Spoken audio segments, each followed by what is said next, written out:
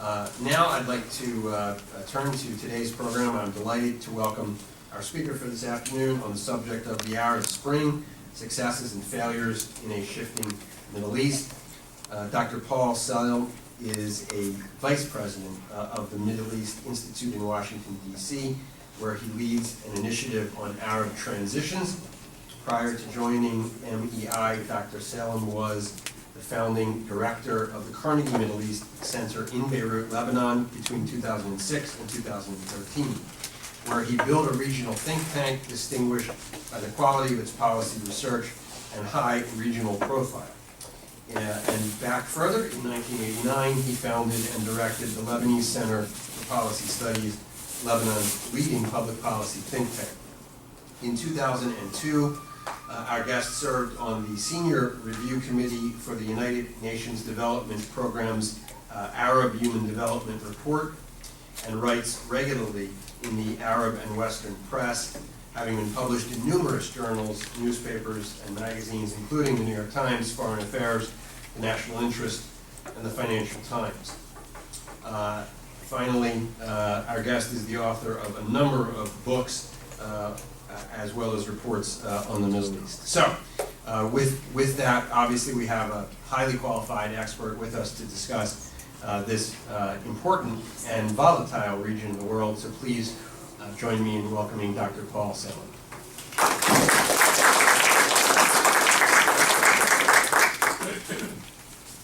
Thank you, Craig, and thank you, Denise, and thank you all for coming today. It's a great pleasure for me to be here at the Philadelphia World Affairs Council. I'm Lebanese, and my father is from Beirut, but my mother is from Philadelphia. Wow. Good to be in Philadelphia. My remarks today will be about sort of trying to give broad patterns of analysis of trying to understand the very confusing and conflicted developments in the Middle East and give them some context, and then to open up the context for a discussion about the various things that are taking place. When talking about the Arab world, I'm reminded of what Boris Yeltsin was asked at one point by the press. In a word, how would you describe the situation in Russia? He said, in a word, good. He said, no, more than a word. He said, more than a word, not good. So it's a bit of both.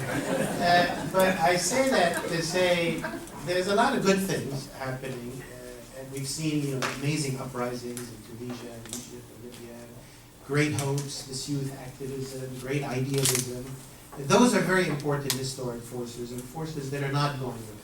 And demands for change, demands for elected government, accountable government. So a lot of good forces, and at the same time we've seen great dysfunctions, distress, setbacks, civil wars that have taken place as well. So it's a confounding mix of forces, some of which are moving forward, others are moving some countries backward. I also sometimes describe the Arab world today as lost in transition. Transitioning from an old system, which was traditionally authoritarian, centralized politically, and centralized and sort of authoritarian economically. This was a system that had been refined over many decades, and was one in which generally a person or a family controlled the main levers of political power. That main political control shared economic goods with a kind of a crony capitalist system. So market economies, but captured by particular elites, who enabled these economies to grow at reasonable rates in the last couple of decades, but most of the profits going to a small group of people who were close to power. This political and economic system was what sort of these uprisings rose up against in 2011. Some of those uprisings led to departures of rulers, some led to collapse of regimes, some led to civil war. We can talk more about that. But that old system is dead or dying, but the new system is not yet in place, really. That's why I say lost in transition. It might take many years for the old to die and many more years for a new system to stabilize. And in the interim, various countries might go through very, very difficult conditions. When you compare sort of the process that happened in the West, it took the West 1 or 2 centuries to get rid of old-fashioned, monarchical regimes and so on. The U.S. was sort of the one of the first to break away. But from sort of the 18th century up to World War II, when finally Western Europe and the West stabilized a new form of government. So these historic changes are indeed difficult and take a lot of time. Hopefully the Arab world will not take that long. Let's say a few words about the uprisings themselves and where what dynamics impacted them. It's true that these uprisings were led by a small segment of empowered, and I would say internet-savvy youth. Those are the ones that broke sort of the wall of fear, that were more daring, that organized, and started the first sparks, both in Tunisia and in Egypt, and then in Syria and in Yemen and elsewhere. But these youth were not the ones who then made the entire revolution. They broke sort of the wall, they broke the dam, and then the floodgates of different classes, different groups, different movements joined and create these floods in Tunisia, Egypt, Libya, Syria, Yemen, and so on, that really were the big revolutions that we saw in 2011. What is troubling about these uprisings was that these were uprisings, or revolutions, if you want to call them that, which still up to this day do not have any leadership, any clear leadership. No leader has emerged in any of these countries as a leader of the uprising, leader of the revolution. Now, some people say that's a good thing, it's democratic, nobody's usurping it. But the downside of it is nobody was able to speak in the name of the revolution. Nobody was able to run for elections in the name of the revolution. It's an unusual mass movement without any effective leadership and without any party that either was born before or born during or born after to say these are the values of this revolution, we're going to carry them into political life, into campaigning, into elections. So it's an unusual historical process, a massive eruption without any real political solidity to it in terms of leaders or in terms of parties. In the area of sort of political and economic visions or ideas, these uprisings did have a political vision of sorts, which was we want some kind of accountable government, we don't want corruption, we want to elect our leaders, which more or less is some kind of democratic formula that they wanted. But they didn't have any strong economic vision. And given that a lot of these uprisings were driven by high levels of unemployment, poverty, social injustice, not enough economic development, they proposed a lot of things in terms of the political system, but they didn't propose or didn't know what they wanted to propose in terms of economic change. Is it to turn more left-wing, or sort of the revolutions of the 50s proposed socialism as a way to deal with poverty? Or is it to turn towards more market orientation, business investment, and so on? These revolutions didn't put forward an economic vision.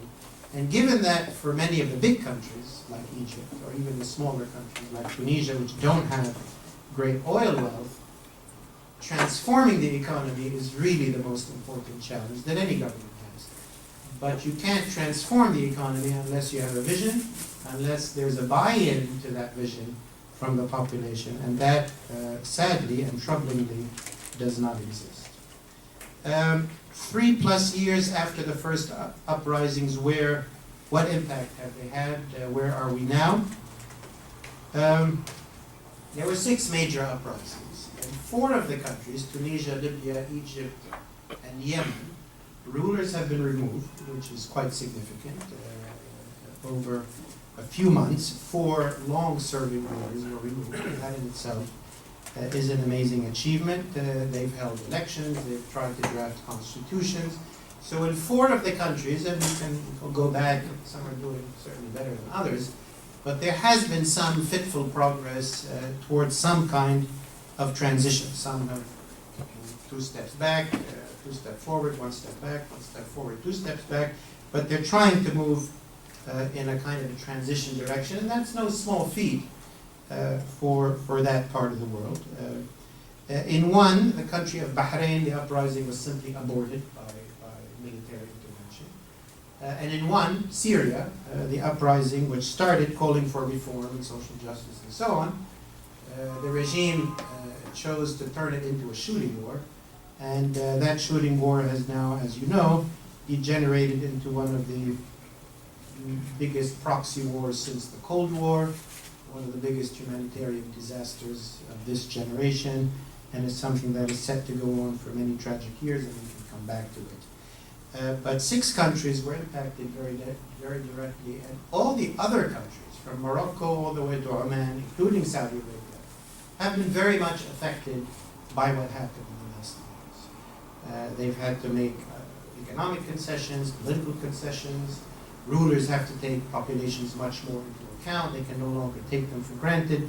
So these uprisings really did reverberate, even in the countries which have not had to change as dramatically as Tunisia or Egypt or Yemen or Libya have had to change. Some of the general trends that I think are worth keeping in mind is that there has been an empowerment of citizens, of people. They now realize that they have power. They're not as afraid as they were, and they know that they can bring about change. And that genie is hard to put back in a bottle. And that has created, hence, a power shift. Before the Arab uprisings, I think most rulers were pretty comfortable that they've got it. It's under control. The population is fairly passive. Nobody's going to revolt in any major way. And then, in a matter of weeks, everything was very, very different. And that people empowerment is going to be with us certainly for this generation, and is probably a historic change that cannot be reversed. And even dictators and autocrats and kings have to take into account that these people are potentially very powerful. And if we don't keep them happy, they can create tremendous change. An important element as well in pretty much all the countries where we've seen either uprisings or demonstrations, and even when you look at public opinion polling, I think it's become clear that some form of democracy as a political choice has been confirmed as the majoritarian choice of the Arab publics in their various countries. And that wasn't always clear in decades past. So people always said, well, is the Arab world, not committed to democracy? Do the people not want it? It's very clear, even in public polling in Saudi Arabia itself, public opinion, democracy is the best form of government. We'd like it for ourselves at some point, and that's historically very important. Political Islam, which has played a very big role both in the past and in this period, has had an interesting sort of course in the past 3 years. And it's been a mixed course, a mixed record for them. The Muslim Brotherhood, which is the mainstream sort of movement, the biggest, the oldest, these Muslim Brotherhood movements were the best organized when the uprisings removed the dictatorships, because they've been religious movements for 80 years with organization all over the country. And as religious movements, the states like Egypt, could not eradicate them fully because they're simply part of the religion and the tradition. And secondly, for example, in the case of Egypt, successive governments preferred to have the Muslim Brotherhood than to have secular opposition like leftists or nationalists or socialists or liberals even, who might challenge the status quo. So when Mubarak left in Egypt, the only 2 powers in Egypt were the state or the Muslim Brotherhood, and they ended up winning the election. And in the first sort of phase of post-election, the first elections after the uprisings, the Muslim Brotherhood won in Egypt, and they won big in Tunisia as well.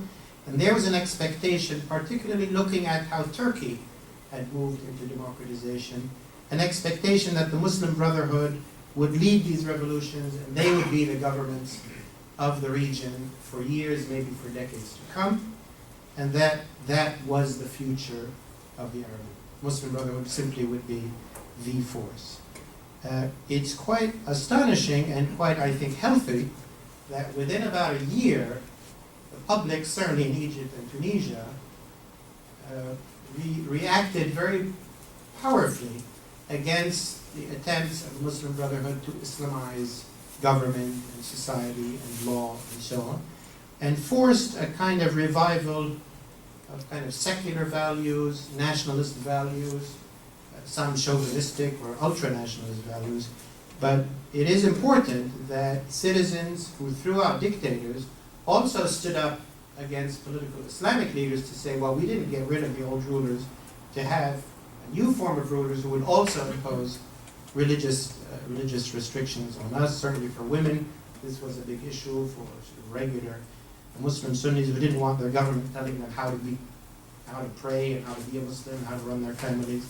And that sort of secular nationalist reaction is also something that's important to keep in mind. And the Muslim Brotherhood has had to backtrack both in Tunisia and in Egypt. In Egypt, obviously, the army stepped in and kicked and overthrew President Morsi in July of last year. So we have sort of those movements, and we have certainly, in the case of Egypt, the resurgence of the state, resurgence of a kind of a counter-revolution with support from some Gulf countries that simply don't like this sort of public empowerment and the developments that take place, and we can come back to it. The Arab uprisings were one sort of explosion of a new kind of political consciousness.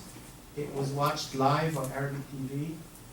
The fact that it took place in Arabic, the fact that it took place in Cairo, which is sort of the heart of the Arab world, and took place on live television, and was followed in every living room throughout the Arab world, had a transformative effect on the Arab public from Morocco on. It was sort of like September 11 in the US. It's a set of events that changed people's lives in a very, very clear way.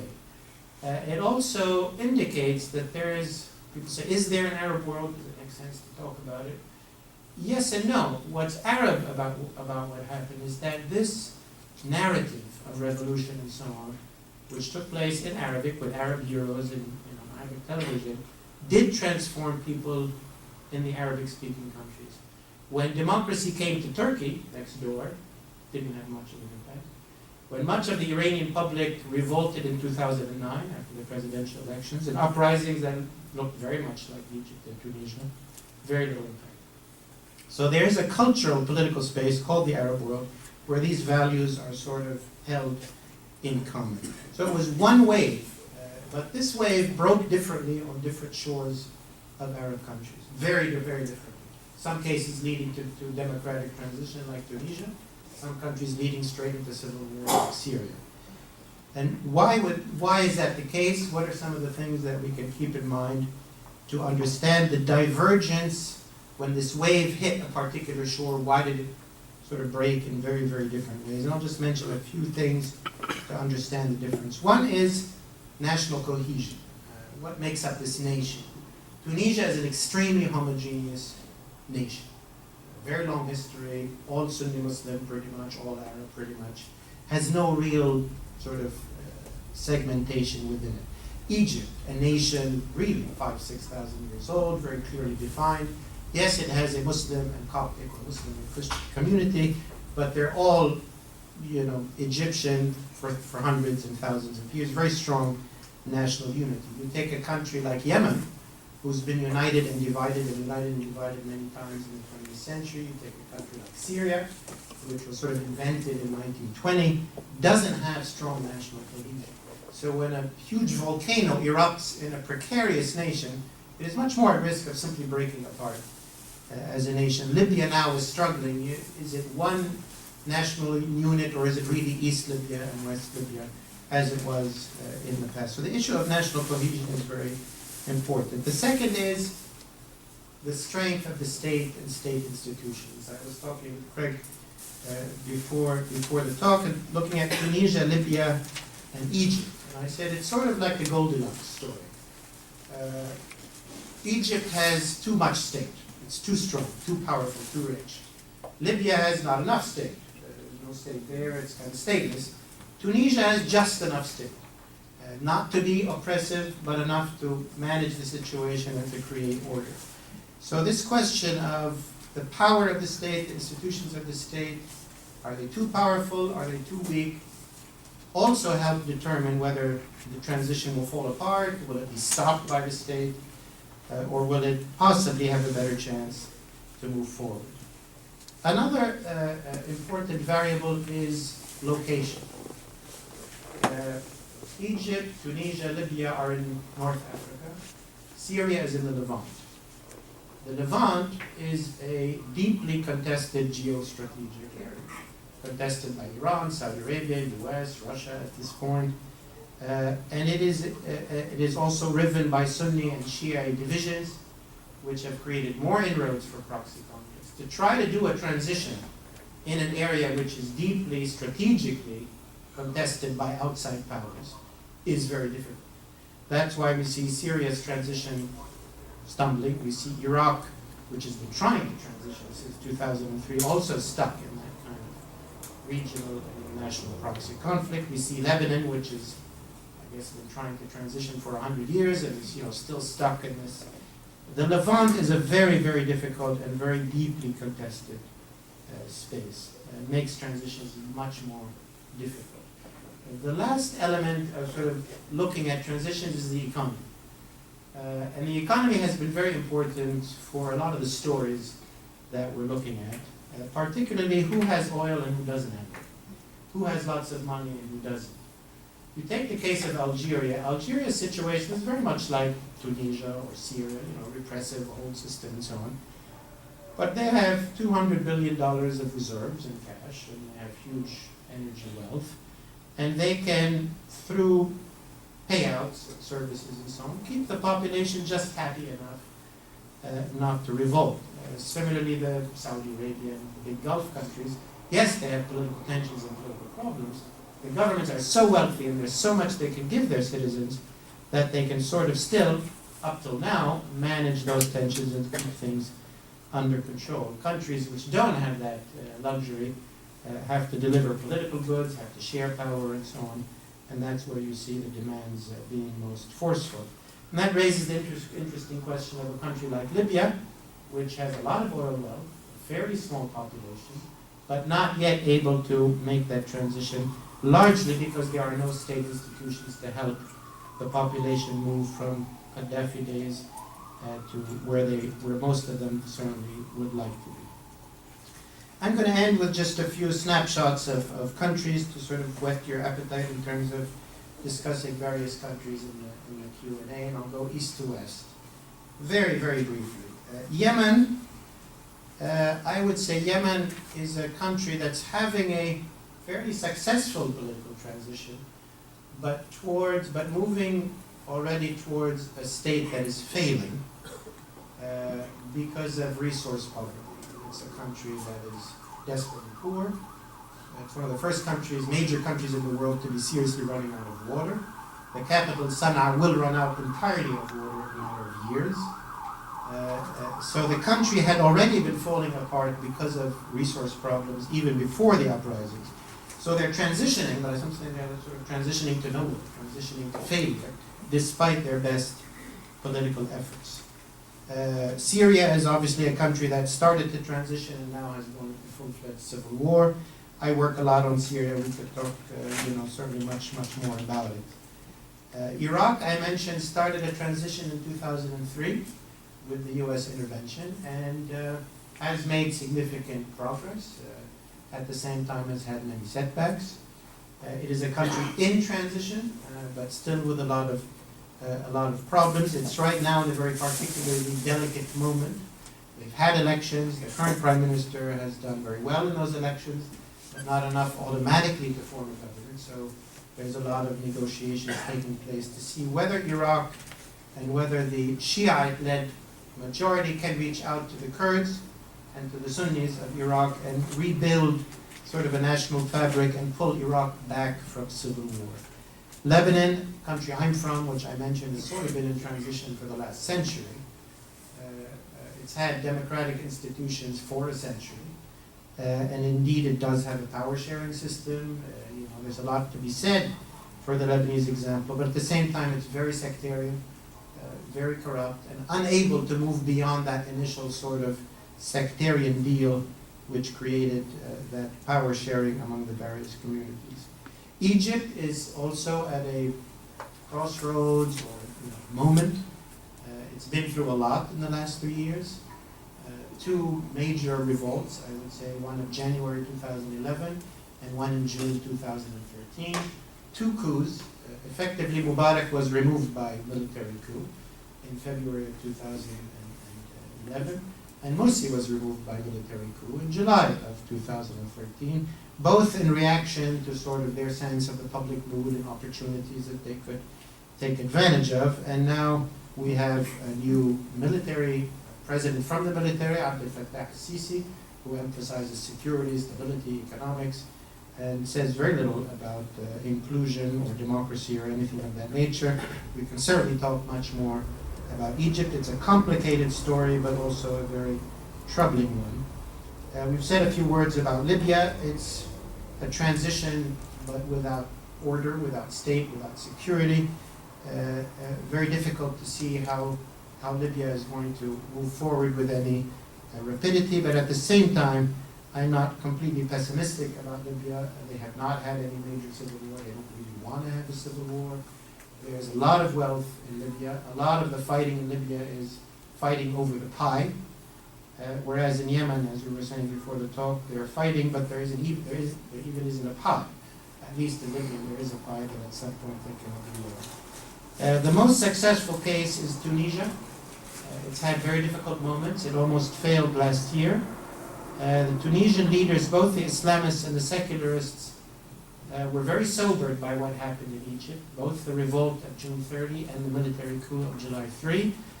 And both the Islamists and the others stepped back from the brink and then moved towards compromise and conciliation. So they sort of looked at sort of the difficult things that Egypt went through and opted for a better course.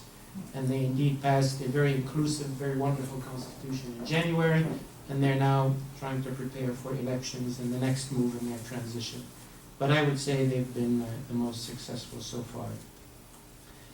In closing, I would remind us all that transitions, as I said in the beginning, are very long-term processes. I think the arc of history in the world is clear. We were discussing earlier, in 1940-41, there were 8 or 9 democracies in the entire world. Now there are about 140, 150.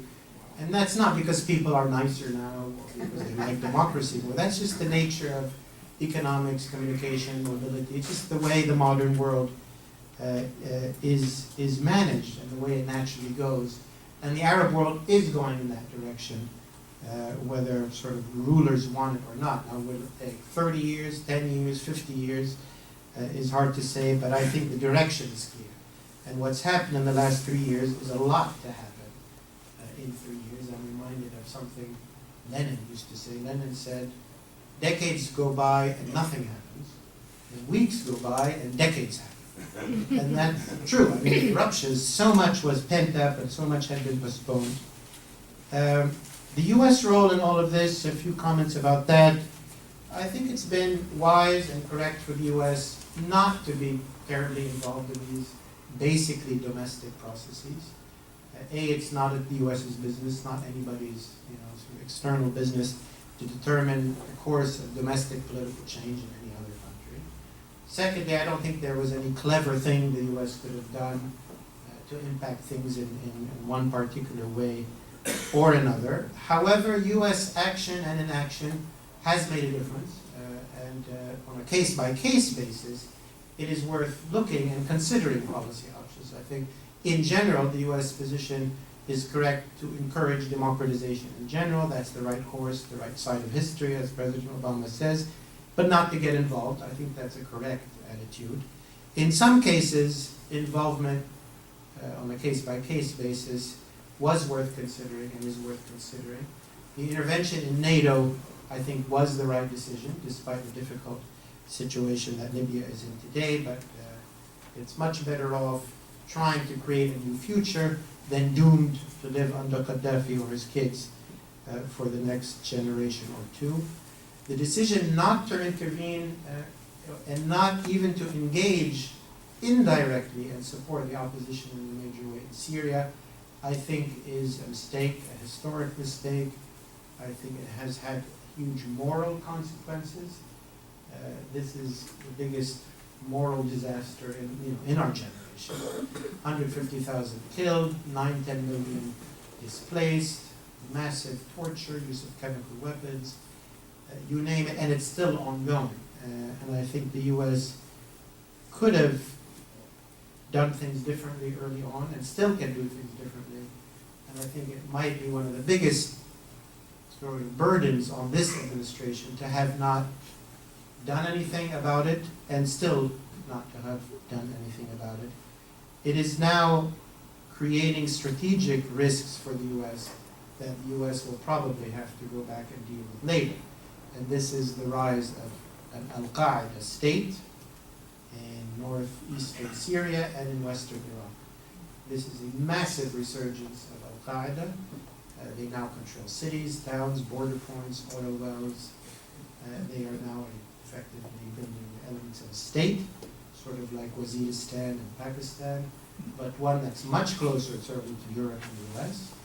There's many Americans fighting in Syria with these groups. There's many Europeans fighting in Syria with these groups. There is no current strategic approach as to how to deal with this al-Qaeda state. When it emerged in 2006, 2007, the US military was still there. They could deal directly with it. The US military is now not there. The Assad government, the Maliki government in Iran are not unhappy with the presence of this al-Qaeda state because it makes their case that it's either us or the Sunni crazies, and they have certainly enabled some of this to take place. So what I'm concluding with on the US side, that regardless of the political and moral arguments, there is actually now a direct strategic threat to the US, which is big and getting bigger, and which the US, probably with others, is going to have to deal with either at the end of this administration or in the next administration. And with those happy comments, I conclude. Thank you.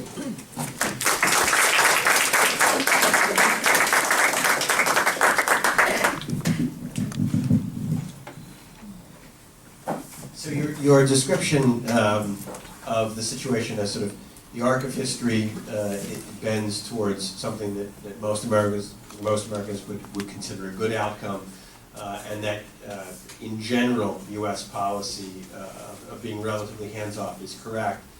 But then when you speak about Syria, in the grave tones that you do, it reminds me a little of the old joke of Mrs. Lincoln. Aside from that, how would you like to play?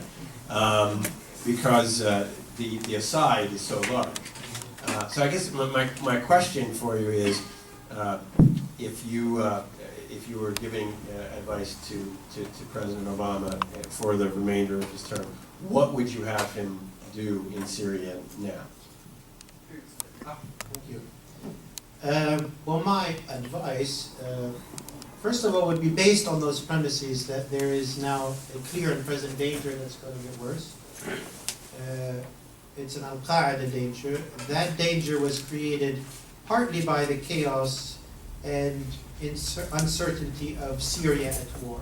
In other words, if you keep that wound open, that wound creates space for bacteria, which creates this very dangerous thing. And also to be aware that the Assad regime has enabled and continues to encourage and enable al-Qaeda groups to dominate the Sunni world in order to deflate any reasonable Sunni opposition and to make their own case that, yeah, we might be pretty rough guys, but we're better than those guys. And, maybe they are. And so that argument, even among Syrians, carries some weight. But what's relevant for the U.S. is that the Assad strategy or the U.S. non-action strategy have created conditions and will create conditions which will make this threat. So what I think needs to be done, and it is within the realm of doability. It should have been done earlier, but something is going to have to be done eventually anyway, must include definitely a robust, serious backing of the vetted opposition. They're not angels, they're not great, but you have to pick, you have to pick your sides, as it were, and you have to have a dog in the fight. And there is already a fight, and the worst guys are winning. And that is not a good outcome for anybody. So that must include very serious support for the acceptable opposition. The U.S. has not only not supported the opposition, it has prevented others even from supporting the opposition, and that has been very unwise. Secondly, there are military options that the U.S. can use, including standoff, either through cruise missiles, other missiles. Definitely no boots on the ground, no full no-fly zone. But there are a lot of things that the U.S. can do to weaken Assad's air power. He has a few helicopters and a few planes which are extremely vulnerable, which the U.S. could deal with, with some commitment, but certainly nothing major, which would, first of all, protect civilians from the outrageous barrel bombs and repeated attacks that are taking place. And I'll give you an aside note. The areas that are occupied by Al-Qaeda groups, which is the Islamic State of Iraq and Syria, ISIS as it's known, when they occupy a town, the government ceases all bombing of that town. It's amazing. Because they're very comfortable with those types of groups, but very uncomfortable with the reasonable groups. So yes, there's a lot the U.S. could do. It will protect civilians, it will help stabilize the liberated, or whatever you want to call them, and allow people to go about their lives and send their kids to school and rebuild. It would also send a necessary signal to Assad, to Iran, and to Russia that, look guys, this is not going to stand. We're serious about a negotiated outcome. We're not going to let your guy win. He's not going to win anyway, but better not to have 3 million people killed by the time Sunday or realize it. So by upping the ante in security terms, we have a much better chance of convincing everybody that, look, we better go to the negotiating table and work this out. But by putting nothing on the table, Assad, Iran, and Russia, well, why should we negotiate? There's no other side. We'll just do it the way we've been doing it, and that undermines the possibility of a negotiated outcome. So it's bad policy. Questions from the audience, please? Yes. Hi. What do you think can be done to stop Iran from getting nukes? Could you repeat What do you that? think should be done? Well, obviously, the administration now is engaged in intensive negotiations. These are the result of global sanctions against Iran, which have gotten Iran's attention, which have had a huge impact on Iran's economy and Iran's public opinion. It swung opinion in favor of President Rouhani, who is not necessarily a moderate, but he does talk about somewhat normalizing Iran's foreign relations with the West, with its community, to be more of a normal relationship. At the same time, the issue of enrichment in Iran is a sort of a consensus national issue. They want the right to enrichment. All of the groups and all public opinion, they've wedded it to sort of their national dignity. Now they're saying, they already do enrichment, and they want to have the capacity to enrich, and they don't want to bomb. That's their position. Public position, that's the negotiated position. The West, and much of the international community, doesn't trust Iran, and hence is trying to say, no, you have to give up or dramatically reduce your stockpiles or your enrichment capacity, and that's where the negotiation is stuck.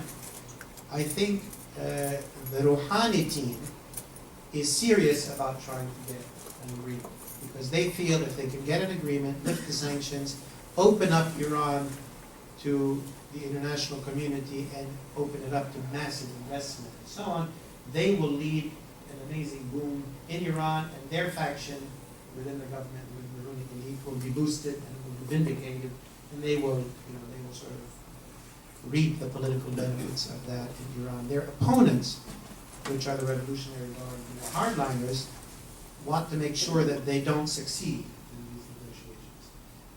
Because bomb aside, they are afraid that if Iran really opens up, like when the Soviet Union opened up, why should people be in this Islamic revolutionary mindset? Most Iranians, like most Arabs, like most people in the world, especially young people, just want to live their lives and don't want to be under this strict system. So there's a huge faction in Iran which doesn't want this to succeed. And this negotiation, which is taking place in Switzerland and other places, is also partly a negotiation or a power struggle inside Iran, and the supreme leader who holds ultimate power, Ayatollah Khamenei. It's not clear exactly, A, does he stand in one camp or the other, or maybe he'll go with the winner, or go with whoever ends up powerful. But the Rouhani camp has a very tough situation, because if they give up even a little bit of that enrichment, they will be pilloried at home as having sold out Iran, and they couldn't even deliver the deal. Obviously, the Obama administration also has public opinion, has Congress, has the Republican Party to worry about. So they too can't be too flexible in what. I don't think Iran is going for a bomb. I think they've already gone for bomb capacity. I do believe that where they want to be, like Japan, Egypt, Israel, and many other countries, is have the technology and ability to build a bomb if they wanted to, but not to do so. So unlike Pakistan and India, which both actually built and tested, or North Korea. That's a guess on my part, I'm not really sure. The negotiations, a lot of them are about, can they design enough inspection and safeguards to get that balance between allowing some enrichment and making sure that there isn't a rush to make a bomb. Most technical experts certainly think that, yeah, there are many ways you could do that. But how to sell it politically, which kind of concessions can be acceptable in Tehran and Washington is probably the tough thing. I think these negotiations are extremely significant, not only because of the nuclear issue, but if they do succeed, rebuilding U.S.-Iranian relations and Iran's relations in general would have a transformative impact in the Middle East and on the Middle East, and could bring about other developments which, if properly managed, could be positive.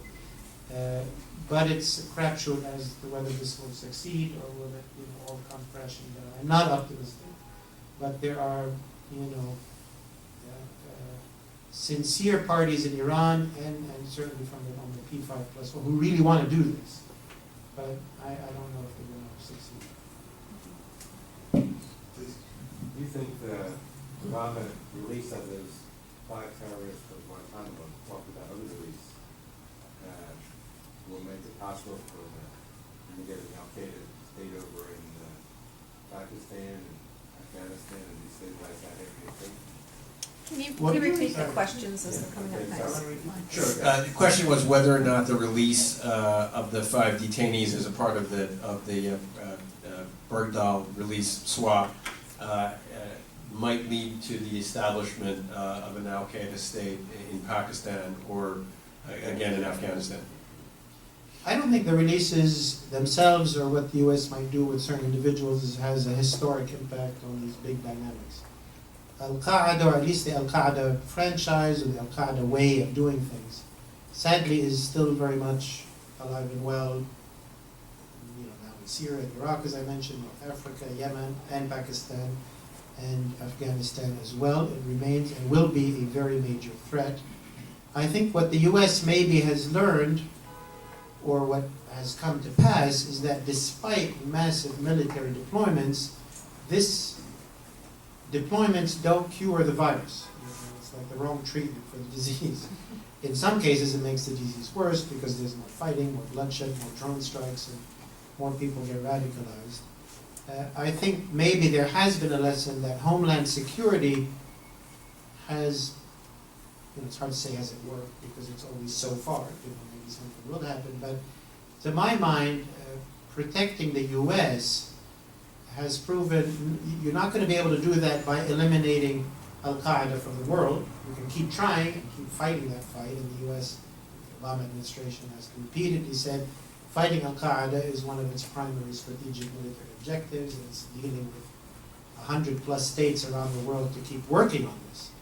But Al-Qaeda and Al-Qaeda style is sadly resilient and present and gaining ground in some areas and losing ground in others. Certainly they will gain some ground in Afghanistan. Will the central government be able to hold the capital and others for a long time? We'll see. But I don't think releasing 2, 3 guys or 5 or 10 impacts the historical process, which has much deeper and more troubling roots. I think a big part of it as well is going to have to be dealing with sort of the politics in the Sunni world, and Saudi Arabia and others, to sort of change the course of Islamic, and this is generations ago, but I mean, this type of thinking emerged in a certain time and place. It emerged in Egypt in the 60s and in India, two thinkers who sort of promoted this very radical vision, but was really translated into money, training, and guns in the first Afghan war against the Soviets. And the US-Saudi cooperation used the Taliban and used that radical jihadism against the Soviets. So it came about at a certain time and place. There might be ways to slowly bring it to an end with certain types of cooperation. But for our generation, it's going to be with us. So we have to protect ourselves, keep fighting the fight. I don't think releasing one or two here or there makes a big difference. I can't make the call, was that the right call? I don't know. Place to decide that. In that design, yes. You've covered the political aspects of the Arab world quite extensively. I happen to be a lawyer, and we happen to think, or I, the legal profession, believes that to have a market economy and democracy, the rule of law is a prerequisite. And I would like to bring to your attention something by one of your colleagues, and I want to know what you think about it. Nathan Brown, who's a professor of international affairs at George Washington, and like you, affiliated with the Carnegie Foundation, recently gave a seminar at Yale Law School and about the Arab Spring. And I'm interested in knowing your reaction to the thought that he expressed. He said, the early experiments with constitutional structures that often set off struggles between monarchs and presidents on the one hand and parliaments on the other. No Arab parliament has won such a struggle yet. And then he poses the question, simply put, does the Arab Spring provide an opportunity to write a constitution that can actually function as a limit on state authority? I'd like to know your answer to that question. Let me just summarize it. I think the question is whether or not a true system of rule of law and constitutional limits on state authority is possible in the Arab world and could be a result of the Arab Spring. I guess that's a fair summary, yeah. Not a legal summary, but well, that's a very fundamental question. Damn right it is. Very fundamental. And let me link that also to sort of the course of democracy and democratization in other parts of the world. Let me first say that the struggles to write constitutions, interestingly, have been a central feature of the uprisings and the politics surrounding the uprisings. That people have taken constitutions seriously, they've fought over them, they've bickered over them, they passed a few, they violated a lot.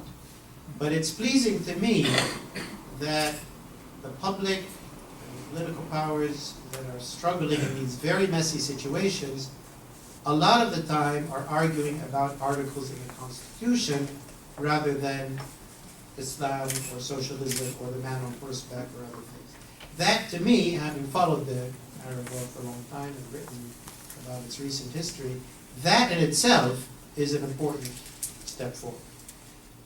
When you take a number of countries, take Iraq today, take Lebanon, take Yemen, take Egypt today, take Tunisia, the constitutions in these countries, despite the great chaos, the great transgressions that either the military or Maliki or others commit, these pieces of paper are determining a lot of what's going on in these countries and determining a lot about how power is shaped, who holds it, how it's exercised. Now, this piece of paper is still in struggle with a lot of other, transgressions and forces, but it's a heck of a lot better place to be than we were 5 years ago. The paper's better than zero. Certainly. And the paper is being taken seriously by the public and by many of the political players. It didn't used to be. So that gives me some encouragement. But if, I mean, what we're going through is what Sam Huntington, great Harvard political scientist, wrote in the 60s in his book, Political Order in Changing Societies. And his basic point was, when societies move forward very quickly in terms of their mobility, communication, their citizenry, as the Arab world has, and it doesn't have responsive, stable political institutions to absorb that, usually the result is collapse or disorder. And indeed, that's the problem that we have. And when we look at the constitutions of the region that are being written, the problem has been not so much that there's something wrong with the constitutions, is that those constitutions don't have robust political institutions, neither a robust judiciary or a non-corrupt sort of legal profession. You don't have respect by the military for that. You don't have respect by other groups for those institutions. So it doesn't have the institutions to take that constitution and make it really the law. But it's a very interesting and I think in some cases heartening process that some progress is being made. Would it be fair to summarize your thoughts by saying that the Arab world is starting to adopt law, but not rule of law? I think what the Arab world has realized, or the Arab public, is that they want accountable, fair, they want accountable government, and that has ended up meaning to them, well, we're going to have to write a piece of paper that limits these people and limits their authorities. So their desire, they're not sort of lofty that we want law. That's not what they wake up in the morning saying. They say we want freedom from crazy dictators and corrupt politicians and corrupt businessmen. But they've realized to get there, they need law and they need constitutions. But in most cases, they don't have the institutions to deliver these goods that they've identified that they want. Will we get there? Will it go in that direction? I hope so, but as you know, these are not built overnight. These are traditions, institutions that take generations. Time for a couple more, please. The slide away from secularism in Turkey, will that have an impact on the general Middle East? Will they go more towards, obviously Erdogan is adopting Islam. And how do you feel about what's happening in Turkey, please? Well, quick question about Turkey and increasing influence of Islam. Well, I think the main thing that's happening in Turkey is Erdogan is becoming more authoritarian. He's been such a resounding success over the past 10 years that it's, as happens with long-serving leaders, it's gone to his head. That he is Turkey and he's the guy that did everything. Turkey has had an amazing decade. It's become extremely democratic, very prosperous, very dynamic in the world, huge investments in exports, become a member of the G20, it's one of the biggest economies, growing economies in the world. And a lot of that has come during Erdogan's rise. Now, a lot of it was built successes in the 70s and 80s. It's not like he just invented it, but he has led and ridden an amazing decade for Turkey. The problem now is more a question of his authoritarianism, which is really being expressed as almost Erdoganism, and authoritarianism not really as Islamism. He is not, it's not really his main concern. It has shades of that, but it's not that. It's his power, his authority, and if a journalist challenges it, he puts him in jail. When the youth protest against him, he says, who the hell are you? I'm Erdogan. Sort of like harking back to the old Ottoman, great rulers, and it's created a lot of tension within his own party, among his supporters. He split with his historic partners, who is the Gulen movement, which you might know about, sort of Sufi Islamic movement, which has done a lot. So it resembles more the authoritarianism that you might see in Sisi in Egypt or Maliki in Iraq, the rise of a very powerful leader. It's not so much been about Islam and secularism and so on, not so much. So the impact on the Arab world is that 3 years ago, Erdogan was seen as the poster boy of democracy and economic progress, the real good guy. And now he doesn't look so much like the good guy. He looks like a kind of a traditional, kind of authoritarian politician, not very popular. Also the fact that he backed the Muslim Brotherhood in Egypt, Tunisia, and other places, and so many people in the Arab world reacted against the Muslim Brotherhood. When they tried them, they said, oops, we made a huge mistake. We don't want these guys. And then they associated Erdogan with having backed them. And they disliked him for that, indirectly. I want to thank you for a very interesting overview. A couple things. One is Lebanon itself. Mhm. What is your vision, perspective for Lebanon over the next 10 years? Because I know it's going through so many things. And the other thing is, and that goes to Tunisia, with the educating of women, I think of those countries, I think Tunisia has a very middle class, educated in terms of women. How much is that going to help? Well, Lebanon is kind of like a pre-broken country, like pre-stressed concrete, or we've been through everything, and the country has adapted and adjusted. A few things about the elements of stability in Lebanon. One, as I mentioned, we were the only country with a consensual, power-sharing, democratic political system. We're the only one in the Arab world. Now Tunisia is joining. And that's very important. There's no community in Lebanon which feels left out. Nobody feels oppressed. Everybody has a piece of the political pie or political system. That is really the bedrock of our stability. And we fought a long civil war to get there. But that is very important. And we still have a power-sharing system. We just formed the National Unity Government a few months ago. Now they're trying to elect the president.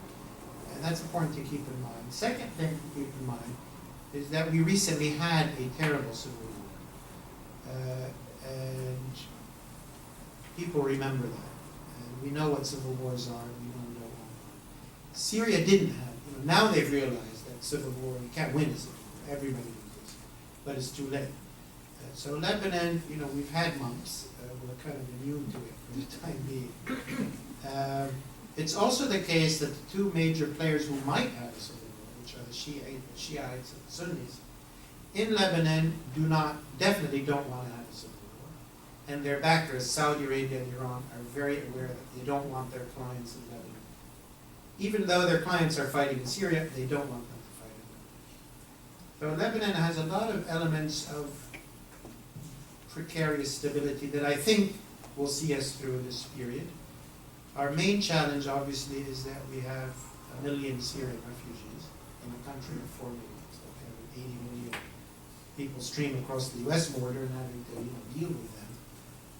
So far, the burden has been on the infrastructure, the systems, the economy, and so on, but it's not been a major security threat.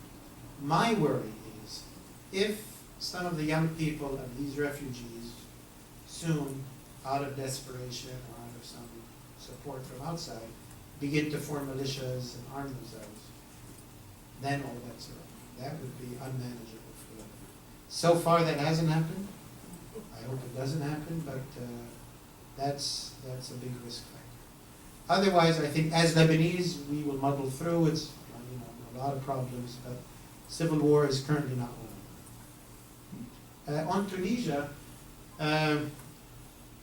Tunisia's civil society is simply astounding. It's unique in that world. The women's movement is extremely powerful. The General Federation of Labor Unions is the most powerful organization in Tunisia, which cannot be said of any other Arab country by a long shot. Why is that the case? Why did these institutions get so strong in Tunisia? Is it during Bourguiba's days? Is it because of the connection with France? That's an interesting discussion. But the fact of the matter is that unlike every other Arab country, the General Federation of Labor Unions and then the civil society groups that could lean on the General Federation have been decisive players in Tunisia. And they almost forced the political leaders to sit down and have a round of agreement. That doesn't exist in any other Arab country.